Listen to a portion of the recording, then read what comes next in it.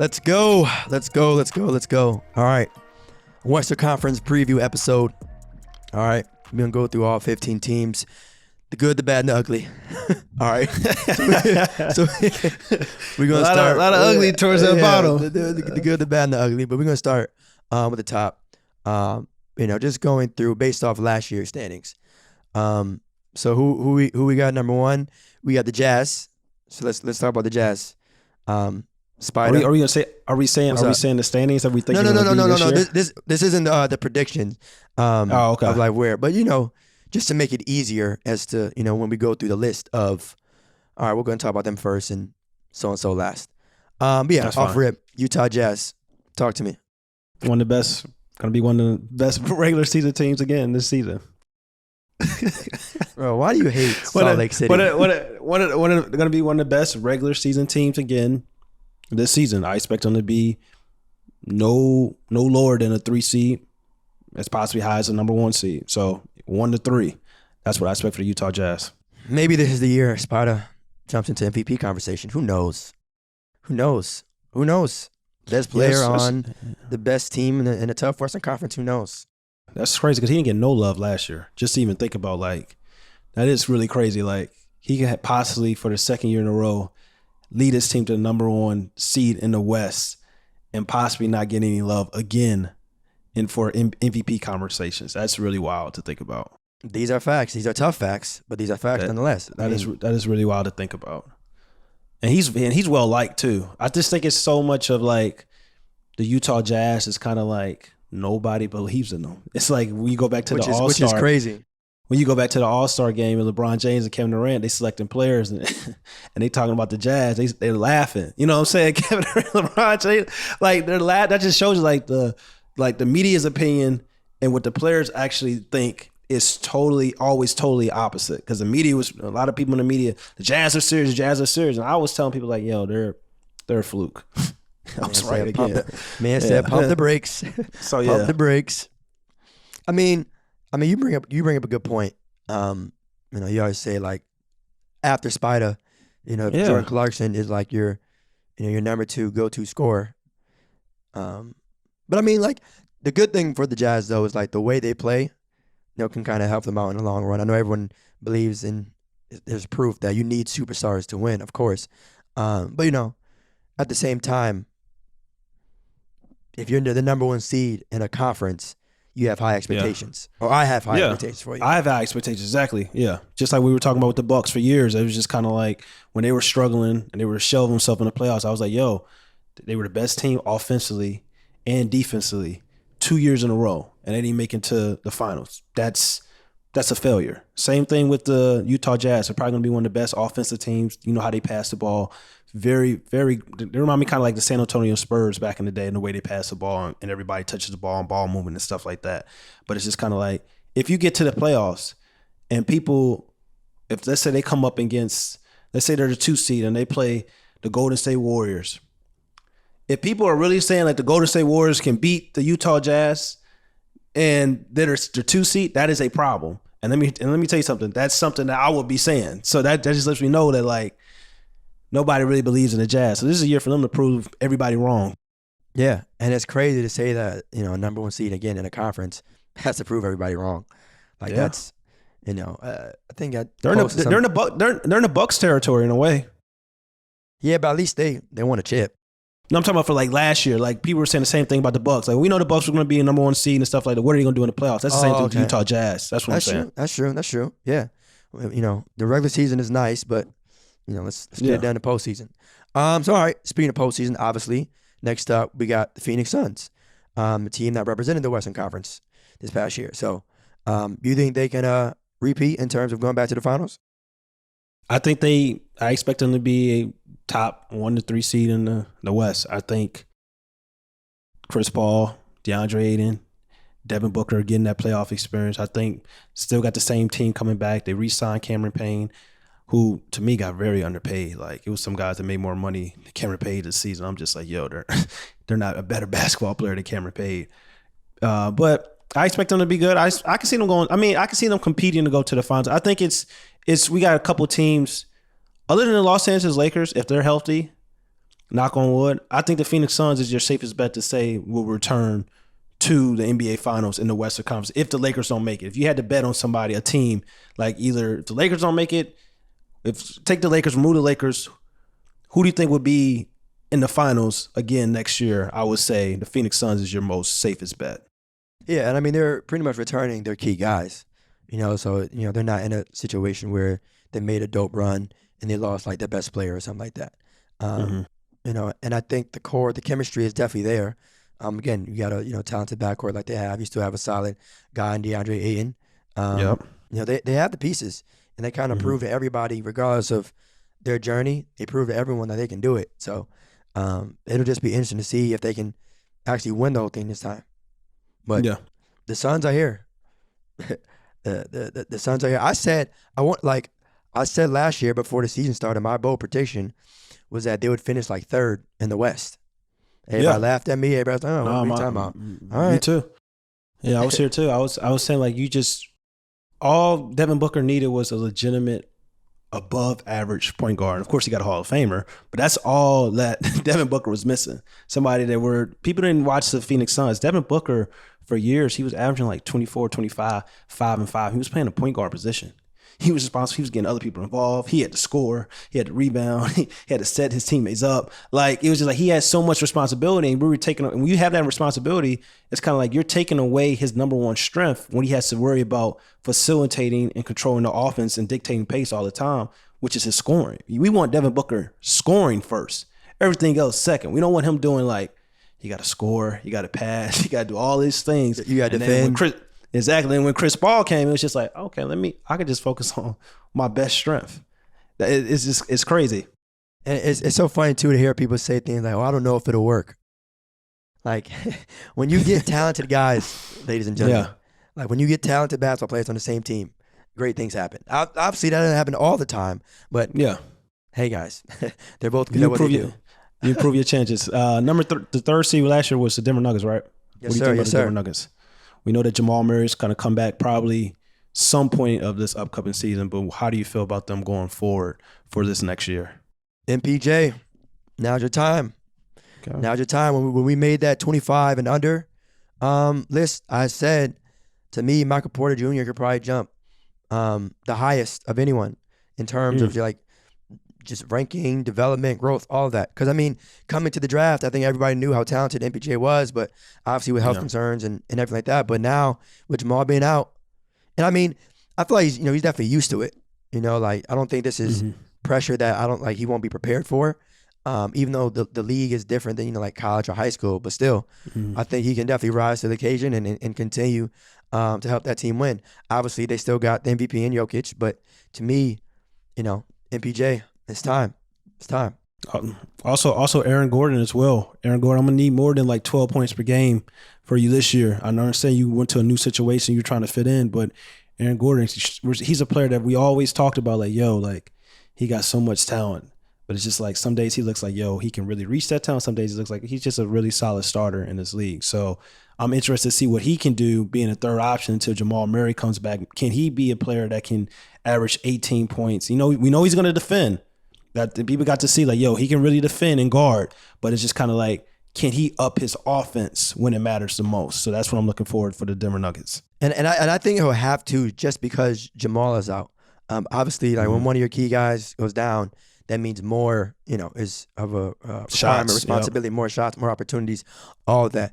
But I think when Jamal was there, he probably wouldn't have needed to be in the 20, 22-point range. But now, if the Nuggets want to make some serious noise, everybody is going to have to step up.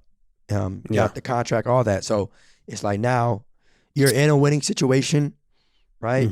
You should be making the playoffs. So, losing Jamal definitely hurts. But, I mean, anytime you got, an MVP on your team as well as other talented guys, young guys too, we gonna see how they move, though. All right. Okay. Number 4, LA Clippers. It's crazy because I still think I have high expectations for the Clippers, even though Kawhi Leonard has a semi partial torn ACL injury. I don't know if Kawhi is going to come back maybe by the playoffs. I don't know what's happening with that situation. Based on knowing Kawhi's injury history and the way how he moves when he has injuries, you may not expect him to be for this entire season. So Paul George, he proved last year he can be the number one option on a championship caliber team, led his team to the Western Conference Finals. He gets to do it for a full year. I think the pressure's off of him because he knows he's going to be that man. He doesn't have to worry about sharing the ball. He knows, like, yo, key moments, key situations, they give me the ball, I'm going to always be in rhythm to run the offense through him. I think Paul George is going to exceed. I think that team, that roster that they have around Paul George and also Kawhi Leonard when he comes back, it's a solid roster. I think Reggie Jackson showed that, he's still a capable starter in this league. Terrence Mann looked impressive in the playoffs as well. Hopefully Serge Ibaka can be healthy. I think they can be a top 5 seed this upcoming season. So I have those are my expectations for, and they got the best head coach in the NBA in Tyronn Lue. So that helps as well. With no Kawhi, right, to start the season, do you think they should look to make a move at all? It depends on the move. I think if they can maybe, like, let's say that the Houston Rockets, they shut John Wall down for the entire, they're saying that he's going to practice with the team, but he's not going to play. Let's say John Wall and the Houston Rockets come to a situation where, you know what, nobody wants to trade for John Wall because of that massive contract. And it's just kind of like he wants to get out really, really bad. If John Wall says, you know what, I want to get out so bad that I want to take a pay cut, then I think, like, the perfect situation would be him going and playing with Paul George and the Los Angeles Clippers, him being that point guard on the roster. And that would be, and then if Kawhi comes back, that would be really perfect. Yeah. that would really be perfect because John Wall is still, he averaged like 28 this year. Like, people are talking about like this and that. He averaged 28 coming off 2 serious injuries. Like, the brother can still play. Like, he may not be his old self, but he can still be a borderline all-star caliber guard in this league. Especially we got to see him in year 2. Like, we always talk about that first season coming off massive injuries. It's kind of like, okay, let's see if this guy can produce. That second season, we're really looking at, can he get back to his old self or close to his old self? And that's what we hopefully we can see with John Wall if he plays this year. Yeah. I mean, I'm with that. John to the Clippers. One that'll be exciting as hell to watch. And being in LA, in the same building obviously as the Lakers. But 2, that would mean his chances of winning a championship increases drastically. And he's on that list of guys, to me, that I want to see win a chip. We talk about, preaching loyalty to teams. Obviously, he was extremely loyal to DC. Took him to the playoffs, was drafted there, all that. But now it's like, it's almost in a way like you want players to be a little bit more selfish. Like, all right, loyalty was good, but now, focus on winning. And not to say that he was never focused on winning. Of course not. But in terms, it's like, all right, do what you got to do. You feel me? If you got to be on a better team, hey, do that. But yeah, man, Clipper wise, it definitely sucks that Kawhi's gonna be out. But Paul George, I'm so glad he was able to recover from, what happened before, man. And I'm just from a basketball perspective, just, I think he mentioned it too, the whole idea of like mental health and all that. So just happy that, he was able to bounce back for real. Yeah. What was the next? They were 5th seed? The Clippers were 5th seed last year? No, they were 4. So we got 5 now. 4. Who was 5? 5 is the Dallas Mavericks. Your man's. Number 77. Luka Doncic and Dallas Mavericks. I think I'm eager to see how their offense looks. I think this is the first season since Kristaps Porzingis has came to the Dallas Mavericks where he's had a healthy offseason, meaning like he wasn't rehabbing. So if he can stay healthy, and if if the Dallas Mavericks run the right offense and feature him more, I think we can see a more happier Kristaps Porzingis. I think we can see a more cohesive unit offensively with the Dallas Mavericks. I think we can see potentially this is the biggest team that can possibly move up. And then if they move up, you already know what happens. If they move up like 2 notches, we know who that MVP going to. So it's just kind of like, that's just a fact. So this is a big year. This is a big year for the Dallas Mavericks and for a lot of reasons. Well, I'll say this, like if Luka can put up the same type of numbers, but also get a top 3 seed, I don't see a reason why it wouldn't go to him, media aside. I think the only reason why he hasn't gotten it is, he's not winning, or at least he's not in those top conversations for, 1 seed, 2 seed, whatever. Man. Yeah, for me, no, I don't think media is aside. Media has plays a large part to do with that. But yeah, well, of course. He's got the numbers. He's gonna have the stats, and if they're winning and they're a top 3 seed, he has that that media package that some players do not have. That he's definitely gonna get that MVP. Because all I'm saying is like, let's just say if Atlanta, I said this, I tweeted this out last year. I was like, damn, I wonder if the Atlanta Hawks and Trae Young, they didn't get the a top 3 seed, but that's how they were playing like they could have earlier last season before some injuries happened, and then they kind of fell off, then they came back or whatever. But let's put it like this: if Trae Young and the Atlanta Hawks are a top 3 seed in the Eastern Conference, I think you're not going to hear that. You know what I'm saying? Trae for MVP? You won't hear that. Just like we didn't hear Donovan Mitchell, who was a number 1 seed last year. If he's a number 1 seed this year, you're not going to hear that. So that media package does matter. Okay, shake the room, my brother. Shake the room. Yeah, okay, it's the truth. No, I mean, I think you would hear Trae MVP conversation if they finish out 3. I think especially now. We didn't hear Donovan, and Donovan's a much more loved player in the media's eyes than Trae Young, and we didn't hear Donovan. But you know what though, with Trae, I feel like he low key embraces the hate. Like, you and around this, the media darling stuff, absolutely. But at the same time, I feel like Trae low key don't want folks to love or support him the same way other players do. Like, especially Knicks fans won when he was like, it's quiet as. I won't say the word, but it's quiet as what. It's about here, that. He's gonna get Trae's gonna get an MVP eventually. It's like Russ. Like the same thing. I view Trae as I view Russ. Like the same thing. Like the Russ feel about Russ in the media and stuff like that. But it's just like when Russ had that season, it's just like you can't deny him. So it's gonna be a season probably in Trae Young's career where it's just like, yo, regardless of how y'all feel, y'all can't deny this man. Like, so he I think he's gonna get one eventually. But I'm just saying like the whole media package, he's not going to be, circumstances. If the same circumstances come at play with Luka and Trae, they're going to favor Luka. That's all I'm saying. That's going to be a tough one, and the only reason why I say that is because he'll always be in somewhat competition with Luka. If in terms of we're talking about with awards, like with Russ, it was different because he wasn't really competing against anyone specifically. But I think forever, those 2 guys will always be linked because of the draft, because of age, because of where they are, all that. So, but yeah, we're rooting for Ice Trae. All right, number 6, Portland Trailblazers. Yo, let me ask you something. Did you get your free Dame T-shirt yet? Is it too soon to get a free Dame shirt? He gonna have one by this year. He gonna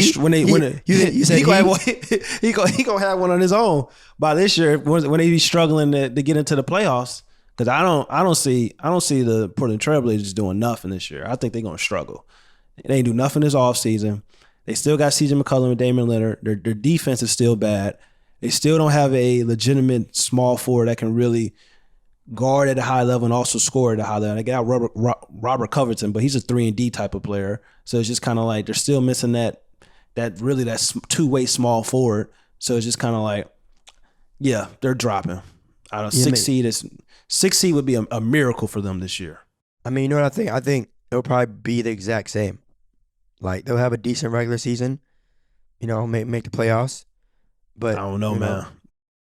6 seed's a miracle. I think it's some teams that's getting better we're going to talk about.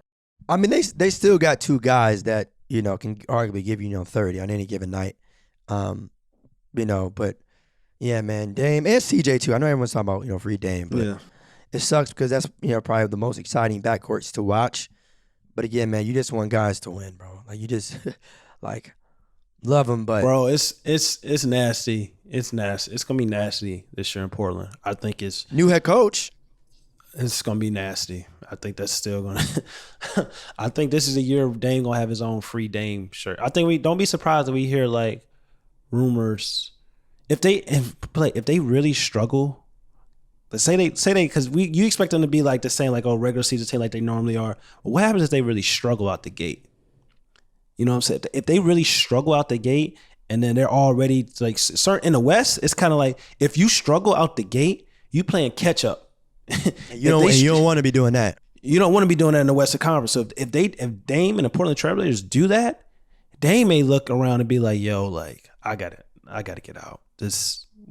Because you're gonna be fighting for a playing seed the whole year. I mean, sure, Stephen Curry did it last year. I guess Dame don't mind doing it this year. I mean, it is what it is. Man, I said, hey, if that's what you like, man. It is what it is. If playing games make you comfortable, hey, by all means, man. Yeah. But yeah, and that reminded me too. I heard some. You know what's funny, bro? I don't know about you, but like whenever like I go outside or whatnot, and like people talk to me about like hoops and ball, like someone will bring up a take that I said like on here and just like go crazy with it in terms of the Steph thing. Not making a playing game. You know what's funny? They get mad as if it's not facts. Like I'm not lying. Yeah, Steph, not lying. We saw it. We're not lying. Y'all saw the same game I did. Like, but yeah, going back to Portland, I just had to mention that. Portland, I mean, we mentioned before, hopefully Dame at least can get a scoring title. I mean, at least that'd be cool to see. Maybe he gets a 70-point game, But maybe other than that, yeah, I'm just look, that's a team that, you might watch for like League Pass or like, oh yeah, oh shit, Dame got 40 heading to the fourth. 50, 60. Will he go for 60? But, It's about that. Yeah, but my thing is, and the reason why I'm saying that is because I feel like there hasn't been too many changes. It's not like they didn't do nothing this offseason. That's what I'm saying. Like, it's not like I'm against Portland. It's just more like, well, if you were 60 last year and you didn't upgrade or do anything differently, bro, he came out and said, why should I be comfortable, like, putting you in the ire? Bro, he came out and said that he wanted to be traded, and they did nothing. You know what I'm saying? Do you understand that? Like, he came out and said he wanted to be traded. He said, basically, he looking around his roster like he needs more help. They went out and they got Cody Zeller for the Charlotte Hornets, Tony Snell, and they got Ben McLemore. If I'm Damian Lillard, you know what I'm saying? If I'm Damian Lillard, they should be. I don't know what they should be thankful Dame is still even showing up into that arena, because that's crazy to me. That's crazy. They got Tony Snell, they got Cody Zeller, and they got Ben McLemore. These are all guys, and these guys are in the NBA, but these are all guys that are going to be fighting for minutes just to try to be in a rotation. That's to try to be in a rotation. It's not like they don't got guaranteed means like, okay, you're gonna be a guaranteed starter. You're gonna be a 6-man. You're gonna be the 7. They fighting to be in a rotation. Bro, I'm just trying to think. Like, if I'm Dame, I say, look, guys, I'm thinking about leaving. Can you guys help me? Give me some more help. You give me some more help. And they say, no problem, man. We got you, bro. A month go by, and you see this shit. Maybe I wasn't clear on what I meant by help. Bro, it's crazy. Dame is a loyal cat, because I couldn't do it. I couldn't do it. I'll be damned. I couldn't do it, man. I know it. All right, no, let's go to 7. 7. Lucky number 7. LeBron James, Anthony Davis, Russell Westbrook, Dwight Howard, Carmelo Anthony. Los Angeles Lakers. What naming everybody? Los Angeles Lakers. Yes, sir. Are they the early? Matter of fact, where do you think regular season wise? I'm not going to ask you what they'll do in the postseason. Where do you think this team is going to rank in the standings come regular season? They should be a top 3 seed. No, not below a third seed. I don't care if they trying to figure out the offense, figure out who gonna play what, who gonna get minutes, what offense they gonna run, figuring out chemistry issues. It's no excuse why they should be below a third seed. I'm gonna say this though. I think this team has to have home court advantage. Like, I think, like, for me, the reason why I say that is because for me, I was like, all right, whatever. It doesn't matter what seed they get. As long as you have LeBron James, you'll be all right. But I think them not having home court advantage, even though, like I said, we're in a different year with, fans and whatnot. I think that played a huge factor. Not getting home court advantage, especially in the first round. Like, I'm not even talking like second or third round. The first round. Yeah, they went crazy. The Suns fans were crazy this year. I can't even hold you. That did kind of matter. And I'm normally a person that feels like home court doesn't really matter when it comes to basketball. But the Suns kind of went crazy. I can't even hold you. Yeah. But I mean, the reason why I asked in terms of the Lakers during the regular season, obviously they have a lot of veterans. So if some guys end up resting or whatnot during the season, but ultimately, I think because they have veterans, right, we know that they'll be mentally prepared at least come postseason. Obviously, them and that team out there in Brooklyn are going to have the most eyes on them.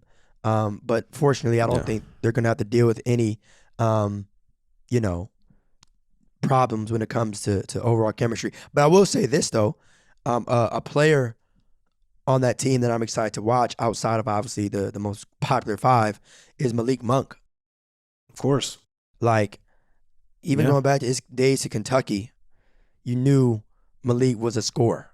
Yeah, it was hooping in Charlotte. Just too many guards down there. Yeah. If there's one thing that Malik Monk is going to do is put the ball in the basket. They got him for the free. Yeah, it's crazy. So, people talking about like what the Lakers be doing. People be sleeping on the Lakers. Like they scouting department. They got a couple guys that they signed. That's they kind of filled this Alex Caruso role during the summer league and stuff like that. Finding some gems. But yeah, the Lakers. Hey Malik, because what you got is like they thinking about like they got Horton. They got Jordan Horton. THT. Yep. They got him. And then you got Malik Monk is going to have a successful year with the Los Angeles Lakers. And then they're going to have him for their future as well. So it's just like they're going to have some key young guys for like post LeBron and people not really paying attention to what they're doing. Like even Kendrick Nunn, they could possibly have him, he signed a 2-year deal. Like they can possibly have him for the future as well. He's a guy that was like, down in Miami, he was starting as a rookie. So it's just kind of like he's a guy, he can hit the three, he can get to the rim a little bit. Like his play style is similar to Isaiah Thomas in a way. He's just a taller version of Isaiah Thomas. Not as good. I'm not saying he's as good or nothing like that. I'm saying his play style is very similar to Isaiah Thomas. So I like what the Lakers are doing. So like you said, yeah, top 3 seed for me. Yeah, maybe this is the year, like you mentioned, Anthony Davis gets put in that conversation for best player on the planet. I mean, when he stay healthy. Yeah, if he stays healthy. Stay healthy. And I'm always for those types of predictions because, like I said, my analysis / opinions always change based off what happens on the court. Based off what happens this season. So, I'm not saying that he can't do it, but health is the only thing. Health is the only thing we need to say. We keep forgetting that these players played 2 seasons in 1 year. Like it was that picture that came out with Jimmy Butler. They was like, damn, this picture was only a year ago with Jimmy Butler on that table. It was like, yeah, they played 2 seasons in 1 year. So it's just kind of like that plays a big role in players' bodies and stuff like that. And then it was guys that wasn't even playing because they didn't even get invited to the bubble. So they didn't play they damn near didn't play almost in a whole year. So it's just like a lot of situations that happen when it comes to like injuries. That's why LeBron James came out, and when all these injuries start to occur in the playoffs, he was like, I was really pushing for the Players Association to not like, we needed more time. These injuries, because like getting on the court, rebounding that quick, starting a new season was just too crazy. But that's here nor there. It's a new season. Top 3 seed expectations for me for the Los Angeles Lakers. They better be. They should be. I expect them to be. Okay. Number 8. I'm with you. Yep. Number 8, Memphis Grizzlies. Talk to me. Ja. I won't say Ja has pressure or a lot to prove this season. I won't say that. I don't think so. Yeah. But I mean, you saw him made the post. Like if he's going to consider himself a top 5 point guard, which he should. I feel like we're gonna be talking about that all year. Yeah, I mean that's a bold thing to say. Yeah. I mean you should feel that way. You should be confident in what you can do.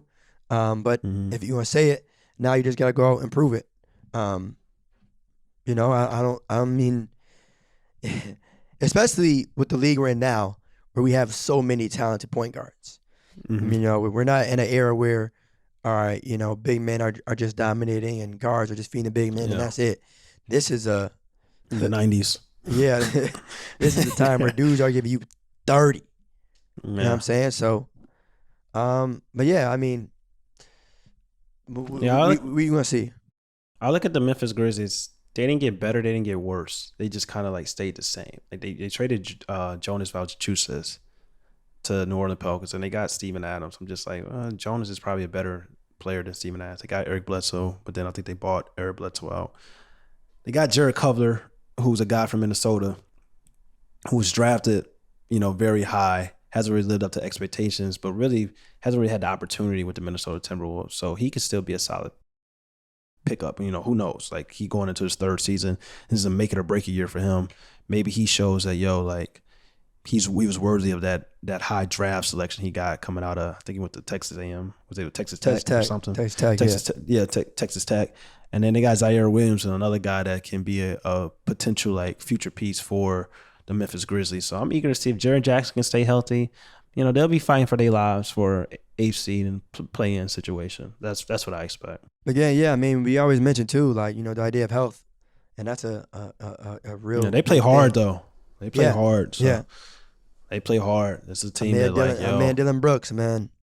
Yeah, they're a team that they not gonna, if they make it to the playoffs, like no matter what seed they are, that first and second top 2 seeds, and they say they're 7th or 8th seed, like they gonna fight. They may lose, but they gonna fight. So yeah. I mean, look, they beat a MVP candidate in the playing game, so. Yeah, that's one. Yeah, that's true. Then Ja Morant had 40, so that's that. Did he have? I think he had 40. So he's here. He's here. He had 40 in his first playoff game. So in a way, it's time we Man, so he feel. I mean, that could be a part. He I outplayed Steph to make it to the playoffs. Like I'm not saying like. After these top 5 guys, I'm looking at myself like I'm the man. Yeah. So I mean, I can't really get mad. If he show it this year, I still don't think. But he got to show like, we gonna see. It's interesting. Ja's interesting. Like, it's an interesting situation with the Memphis Grizzlies. Yeah. So, but ninth. The team ninth, that they Warriors, beat, right? Yeah. Golden State Warriors. I'm not as high as people. It's like some people say the Warriors are going to be a top 4 seed this year. Some people, Warriors, are saying they're going to be, fighting for their lives. I'm in a mix of both. I don't think you are. I'm in a mix of both. In a mix. I don't think they're going to be. They won't be higher than the 5th seed this year. I don't think they'll be lower than I think they'll make the playoffs. I think, to me, I would say anywhere between 5 to 8, because we're going to give our list on, when we do that, the whole podcast or whatever. 5 to 8 seed is more respectable for the Golden State Warriors. I think the key for the Golden State Warriors isn't Stephen Curry, isn't Draymond Green. It isn't the rookies that they, Jonathan or Moses Moody. It's Jordan Poole. If Jordan Poole is a 6th man of the year candidate and averages 16 to 18 points coming off the bench, and by the time Klay Thompson comes back and let Klay Thompson really, because Klay Thompson's not going to go jump right playing 30 minutes, and Jordan Poole can be this the 3rd best kind of player on their team coming off the bench and stuff, and really show he's here, which I think he can. He has a lot of potential, a lot of talent. Then they'll have a better chance of being a higher seed. But let's say Jordan Poole kind of struggles, inconsistent, and then Andrew Wiggins is kind of, up and down. And then the rookies, I don't expect the rookies to really play that much. I know I'm not like you. You're hyped for Summer League. I'm not that guy. Yeah, you was hyped. Wait a minute. You was hyped for Summer League. You was hyped for Summer League. I'm not that guy. Then the Warriors would struggle. Yo, you was hyped for Summer League. You was hyped a little bit. Hyped. You was talking about Jonathan Moses Moody. You sure is me. You sure is me. It's funny. Was it this guy right here talking about I was hyped for Summer League? I think it was you, bro. Mr. Jalen Green has one good game. Oh yeah, Kobe. Yeah, come on now. You said something about John. Maybe it wasn't you. But it wasn't me, bro. Because I don't care about Summer League like that. I mean, okay, maybe. You want to know why I don't care too much about Summer League? Because there's nothing that any of those players can do that would surprise me. You're supposed to dominate Summer League. You're supposed to play well. Unless maybe you was just second round. If the second round pick goes off for 40, all right, cool. I'm gonna start paying attention to him. But if Jalen Green scores 30 in a Summer League game, I'm not gonna be like, oh shit. Yeah, maybe you was just a little high on them drafting those players. It was something it was a conversation we talked about. I think you felt like it was cool that they drafted them, and I was more so they should have traded the picks. It was something like that. Well, yeah. Well, I mean, I'll say this though. I don't think the Warriors or Steph or anyone has an excuse. They have pieces. I don't know why people keep saying things like, they always have Steph pieces. Is out they there have pieces solo. last year. It's crazy. They might not have Klay, but they also aren't walking out with bumps. With scrubs. That's what I was trying to get. You have pieces, bro. Yep. People's crazy because people was getting on me. They was flooded my DMs when I was talking about what I said. Bradley Beal basically did the same thing Stephen Curry did last year, led his team to the playoffs. and he was in the MVP conversation. He had Russ. Russ led the team. Russ was the best player. Okay, if you think Russ was a better player, then you may have a point for there. But still, it was Bradley Beal's scoring and his scoring output that was really like, Bradley Beal was scoring 40, 50-something nights. He was doing everything he could have done. Even if you feel like he's not a better player than Russell Westbrook, that's fine. I'm not going to argue who you think is a better player. But at the same time, I was just like, they had 2 players out of a roster where the Golden State Warriors had 10 deep. They had 10. You know what I'm saying? Like the roster that the Washington Wizards had compared to the Golden State Warriors. After you take, you got Russell Westbrook, you got Bradley Beal, but after that, it's uncomparable. It's uncomparable. That roster was so bad in DC last year. Like, you got guys that probably won't even be in the league. Like, was on that roster, bro. Like, you got guys that was getting high minutes that should have been like 10th, 11th, 12th man. Nobody on the Golden State Warriors that was playing last year. Like, Jordan Poole is a legit 6th man of the year candidate this year in my eyes. Like, Andrew Wiggins is a legit starter, 2-way player. He worked on his defense last year. He showed that he has two-way capability. Draymond Green was contended for the Defensive Player of the Year award. Like, James Wiseman, one of the best young rookies in the game. Like, we gotta stop the cap, bro. Like, it's crazy. Yeah, man. I mean, the Wizards are definitely top heavy, or they were in terms of last year. They were. Russ and Brad. But I mean, the Warriors though. I mean, look, you still got an MVP, right? You still somewhat have a winning culture. They're bringing back Iguodala. You still got Draymond. We know he can do on the defensive side of the ball. I like what I've been seeing from Jordan Poole. Wiggins, I mean, even though he was a number 1 pick, number 1 overall pick years ago, I mean, he's still a talented basketball player. So they have pieces. Like, stop the excuses. Like, they got. That's really what it comes down to. It's got stop pieces. the excuses. Because I just feel like. Yeah, I just, we can move on to 10. Yeah. But you know what, though? I'm so glad we survived talking about the Warriors without mentioning a certain trade scenario. I'm so glad you were able to pull it through. Yeah. But number 10, San Antonio Spurs. I like DeJounte Murray. Hopefully this can be a breakout season for him. Yeah, that's all that I really. That's about it. Yeah. His game is, he's excellent defender, looking to see if he improved his offense, his jump shot this year. But they'll be fighting for their lives. It's like, Pop. And I feel bad for Popovich. Well, I don't really feel bad for Pop because he brought that on himself because he was being, spiteful. He didn't want to trade. He could have had Brandon Ingram, Kyle Kuzma in the same uniform. Lonzo Ball in the same uniform. But he wanted to send Kawhi all the way to Toronto. So it's just like, now DeMar gone and you got nothing. So that's how the game works. Fact. The game is the game, man. But he want to trade him to the Lakers. He could have had Brandon Ingram, Lonzo Ball, Kyle Kuzma, and they future would have been set. Theus. So but now it's they're in shambles. They're in shambles. They're probably franchise. No, they're not probably franchise. They're San Antonio Spurs. They're San Antonio Spurs, but it's just kind of like I see nothing for them in a long. Like, they'll be struggling to make the playoffs for years and years. Like, they don't. Yeah, it's rough in San Antonio. Yeah, I mean, DeJounte Murray is, I'd say, the bright spot for that team. Looking to see what he can do this year in terms of overall development and growth and stuff. But yeah, don't have much to say about the Spurs. It's crazy because if the Dallas Mavericks struggles to get free agents, and they're in the city Dallas, the San Antonio Spurs are in the worst big city in Texas. Hate to say that. Man, ain't nobody coming there. No free agents just say, I want to go to San Antonio. Nobody, if they're not going to Dallas, bro, they're not going to Dallas. They damn sure ain't going to San Antonio. No, San Antonio low-key nice city, bro. San Antonio, but it ain't Dallas or Houston. It ain't Dallas or Houston. It may not even be Austin. It definitely ain't Houston. I'm gonna say that. It ain't Dallas. Houston. Yeah, it ain't Dallas. That's what I'm saying. Like, so if Dallas ain't getting free agents, bro, it's quiet. Spurs about to be building a draft for the next 3-4 years probably. It's quiet for them, unless they get a guy to. All right, no. I'll just stop you right there. So Unless, so you maybe. mentioned BI. So that moves us to number 11. The Pelicans. New Orleans Pelicans. Zion. Yeah. Let's go.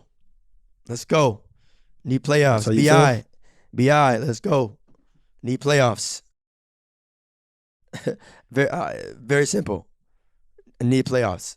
And it's doable too. Like, I don't have expectations for teams or players that, aren't doable.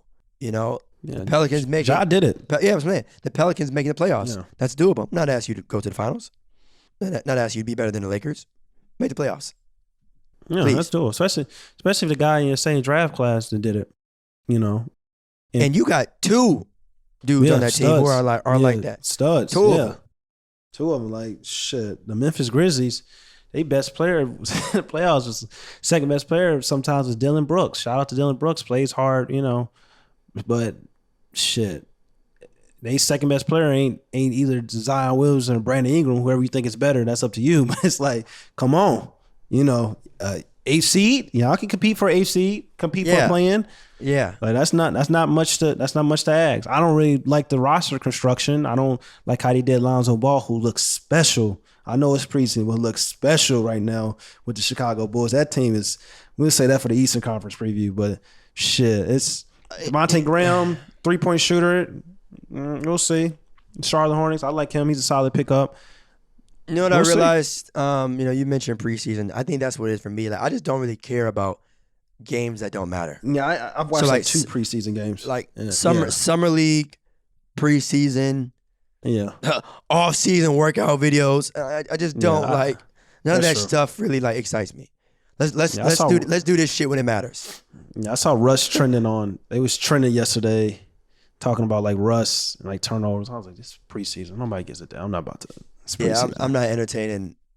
I don't give a damn, especially when it's guys that are already like proven / in the league for a while. Like summer league, I get okay, maybe it's like an intro, right, for young guys, for people that may not have watched them in college or the G League, whatever. But preseason, when it comes to veterans, bro, I'm not about to sit here and judge you off a damn preseason game. Yeah, Knicks fans had Kevin Knox thinking he was the second coming of KD in summer league. So I definitely get what you're saying. Yeah. Number 11. Who's number 11? 11 seed. That was in the Pelicans? Yep. 12. Oh, Sacramento Kings. Nothing. Tyler and De'Aaron Fox are going to be a fun league pass team. They're going to be exciting to watch. That's shout out to Mitchell too. I'm looking to see what he can do. Obviously on both sides of the floor.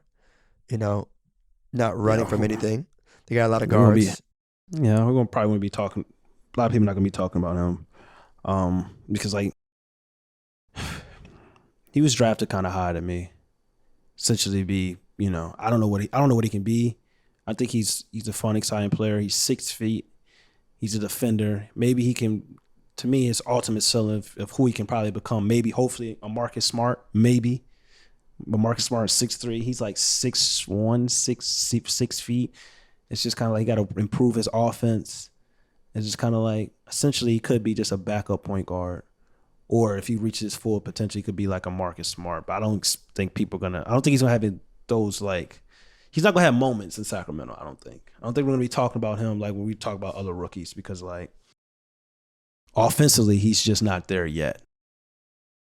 You know who I want to see show out this year on Sacramento? Marvin Bagley. Marvin needs a new situation, bro. I think that's coming. I think that's come and go. Yeah, I hear you on that, which is true. I can agree with that. Hell, most of the people on Sacramento probably need a different situation, if we're being honest. I said free Dame. I don't like saying free guys, that are young, like De'Aaron and Zion, but like, damn, Sacramento. What's your goal? I don't know. But anyway, man. Marvin Bagley, bro. I get it, whether, you and I argue the playing time, the fit, the coaching stuff, whatever. He's been hurt a lot, though, too. Right. That's what I'm saying. And, I wasn't getting ready to say, like, he needs to step up or he's been playing poorly. But at the same time, if you're a number 2 overall pick, at some point, hey, You know, Yeah. And again, like I said, I don't mention things that I don't think guys can do.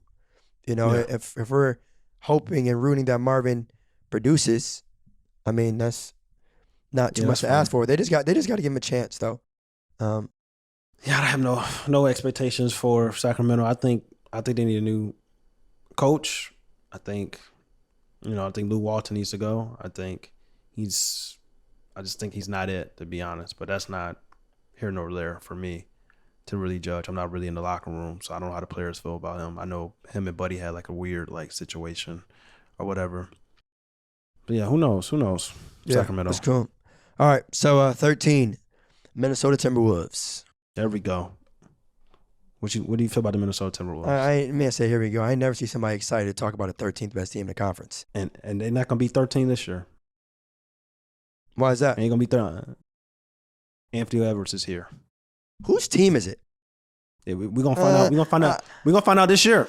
Like I know I know we don't like dividing guys and we're gonna find out this year. But whose team is it in Minnesota? We gonna find out this year. Like we're gonna find out if it's still Cat team or we gonna find out if it's Anthony Edwards team and they got to start running their offense and building around Anthony Edwards. If this team put it like this, if this team struggles, if this team doesn't make the playoffs this year, I think we got to look at Cat as like, yo, all right, Cat, are you a real legitimate number one option, or do you probably need to be, the number two option on a playoff or championship caliber team, whatever, and we need to build around Anthony Edwards. But I think D'Lo is here, pure game, pure talent. I think if Cat can stay healthy, if all these guys can stay healthy, I think Anthony Edwards is going to improve on his rookie season. I think they can be a 8th seed to play. I don't think they're lower than a 9th seed this year, meaning they're being a play-in situation. But I think they could be as high as 8th seed. They have talent. Like you look, they got a legitimate. People may not want it. They got a legitimate like big three, but it's just kind of like they're young. They got to put the pieces together. They got to develop chemistry. Malik Beasley is also a stud as well. They got some pieces in Minnesota, and it's just kind of like you look at their roster. You look at those big three.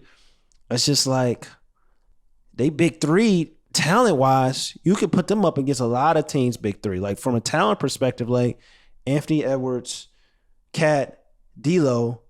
Klay Thompson has come back this summer, so we look at the Warriors, Draymond, Steph, and Andrew Wiggins.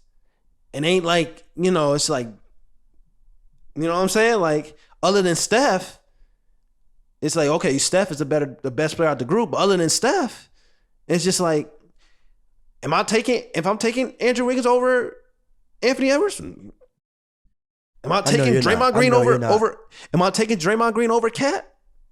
You know what I'm saying? Like, yeah. So that's what I'm saying. It can get. Hey, their biggest thing though is being consistent. I feel like, like don't sleep. Show up every game.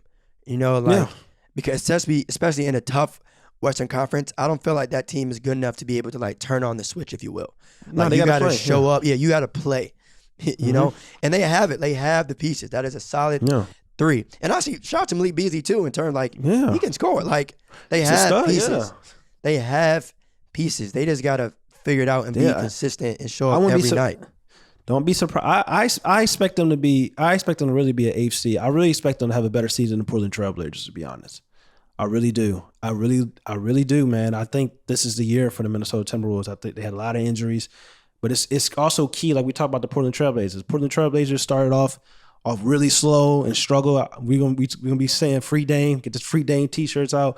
If they start off really slow and struggle as a young team, it's just like we seen Dame and the Portland Trailblazers have injuries and struggle, and Dame kind of like willed them to the playoffs.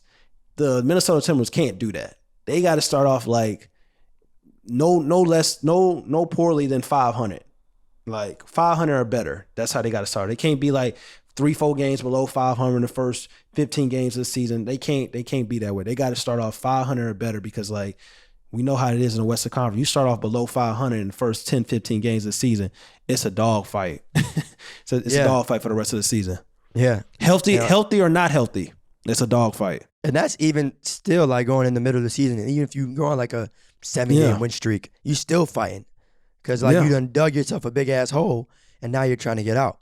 You know, so number 14, Oklahoma City Thunder. I mean, I kind of feel like the way I felt about the Spurs is kind of the way I feel about the Thunder. It's like outside of Shea. Yeah, right. Giddey may be a rookie to watch, you know. Yeah, shout if I say shout out to Jalen. He said that was a dark horse for winning Rookie of the Year. You said that's the darkest horse.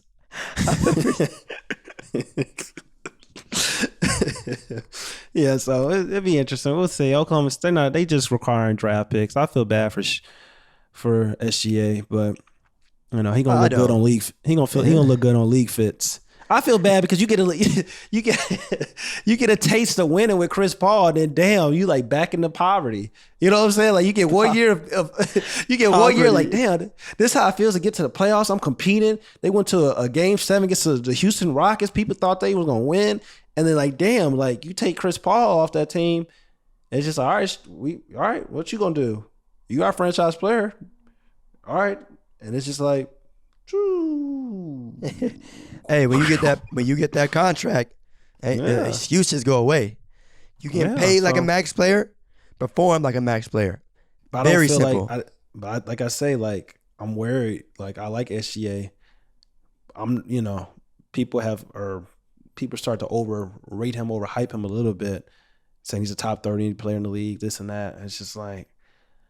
I don't know if the Oklahoma City Thunder even believe that, because if they believe that, like, why are you just acquiring like all these assets and not actually trying to build a team around his strengths? Like, I don't see a roster that's built around his strengths at all. So that's concerning to me. So we could be in a situation where 3, 4, 5 years where he just like the best player on the team, but he's not even making the playoffs. And then people start underrating him. And then he goes into free agency and then probably signs with a better team or what. That's kind of what I predicted for his career, with the Oklahoma City Thunder. Yeah, I mean, hopefully, we can I would say sign some free agents, but I don't know if you ever been to OKC, but it ain't really never mind, I'll leave it at that. But yeah, man, hopefully, they can make some trades, some draft picks or some.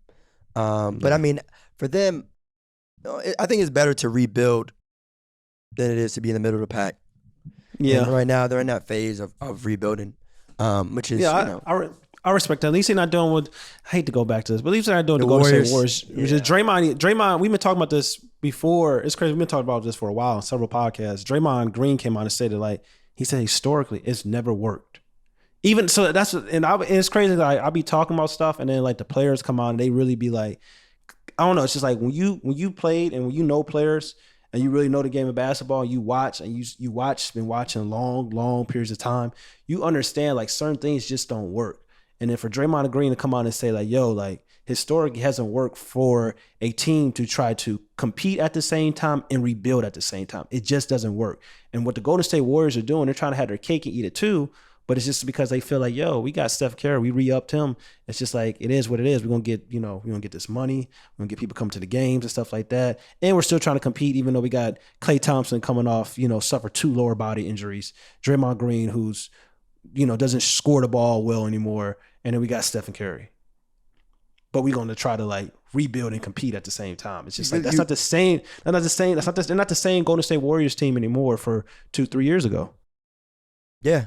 Yeah, I mean, yeah, but like you said, you can't. It's tough to do both. I've always said, man, that being average in the league is like the worst thing you can do. Like, you either be great, compete for a championship, right, or stink and try and get a high draft pick. But you getting the 8 seed every year just to lose to the number 1 overall seed in 5 games. Fighting for your life and getting the playing situation, what I think the Warriors going to be doing again. It's just like Steph made the playoffs in 2 years, and he's going to be probably fighting for, it's not even. You can't say it's a guarantee they're going to make a playoffs. I can't even say it's a guarantee it's like 5th to 8th the play-in. It's terrible. A guarantee that they should. My expectation for them are that they should. They should, yeah, definitely. But yeah, going. Yeah, I mean the Thunder. I mean, I don't expect much. Like just. I mean, I don't know. It just be what are they doing? Watch, I guess. Yeah. What are they doing? To see SGA put up numbers would be dope, but But yeah, last team. I'll let you start with this one. I'll let you close this out with this team. You see them? I know they got your guys, so feel free to run, my man. Houston Rockets. Gonna be fun to watch. Best league pass team this upcoming season. It's gonna be fun. It's gonna be special. That's about it. That's about it. Like, they got pieces. They got Christopher. They got Jalen Green. They got my boy Kevin Porter Jr. Couple years. Give it 3 years. 3 years, and they're competing. Ben Simmons on the way. Ben, I play this. No, we'll say that for because we some reports that came out about Ben. Ben is, we don't know what's going on with. I know what's going on. It's kind of bad, to be honest. Yeah, his value is like that. I mean, we can just talk about the team, how it's currently constructed right now. Jalen Green, number 2 overall pick, obviously. A lot of people's pick, 2-win Roy. I think he can do it. Again, I think that award is really based off opportunities. He'll have all of that in Houston. Kevin Porter Jr., a lot of people were mad at you for having him ranked so high. I understand why you have him so high and where you rank him, his ability to score the basketball. Pass, all that, right? But yeah, I mean, Christian Wood, 25, 26 years old, like 6'10", can shoot the three-level scorer. He was a problem before he got hurt. He was actually the perfect kind of like player James Harden needed. It was just like James Harden just wanted out so bad. He was just tired of it. But it's just like, those are like he's going to be the perfect player for Kevin Porter Jr. Like, they're going to pair very, very well together. So that's what I'm saying. He's going to be a stud. And who knows? Like, we don't, maybe, who knows what could happen with this Rockets team? Maybe we're looking at this Rockets team, we're expecting them to be high in the draft this year, but maybe they like fighting to compete for, a play-in situation. Maybe they're fighting for like the 10th seed. Maybe not get it, but maybe they fight it. You never know. But that's to me, that's a good thing. That's a great season. Like, you're that young and you're competing for a playing spot. Yeah, I'm not mad at it at all. Me either. Because that means you're looking, and when you look forward, right, when you look at the future for that franchise, they're going to be in good shape. Now, some teams, right, if they were in that playing game, I would be like, yo, this is a disappointing season. But for them, I think, if they get the opportunity to reach that level of playing, that's probably a good thing. Obviously, now they won't come out and say that. Obviously, they want to, make the playoffs, win the finals. But realistically, when you think about who they would be competing with, it's looking bright down there in Houston. It's the pure Hooper offense. Once you guys, Hooper offense. Pure Hooper offense. A lot of guys is gonna be, oh my God, it's so fun to watch, special, but they're not gonna win a lot of games. I love pure Hoopers. I love guys that can, skill for skill, talent for talent, the best basketball players in the world. But it's just like, I always have to say, like, talent does not always make you the better player. Sometimes it does. Sometimes you're the better player and you're the more talented player. But like, you just got to have more. You have to have other things than just talent. And that's what the Houston Rockets, they got the talent, they got the pure scores. But like, next 2-3 years, it's just gonna be a fun team to watch. Nothing more, nothing less. Yeah, I mean, I couldn't have said it any better, bro. Like, Jalen, Gup, KPJ, like, they got exciting young players to watch. But outside of that, I don't really have any wild expectations. But yeah, that's Western Conference preview. Western Conference preview, y'all. Be on the look. We got another episode dropping very, very soon. It's gonna be a special one. Obviously, we can't say what it's gonna be about just yet, but just know another big episode is on the way. All right, y'all. Peace. It's your boy, Ahmad K. Smith, also known as A-Kiss. Make sure you guys go follow No Pump Fakes wherever you get your podcasts.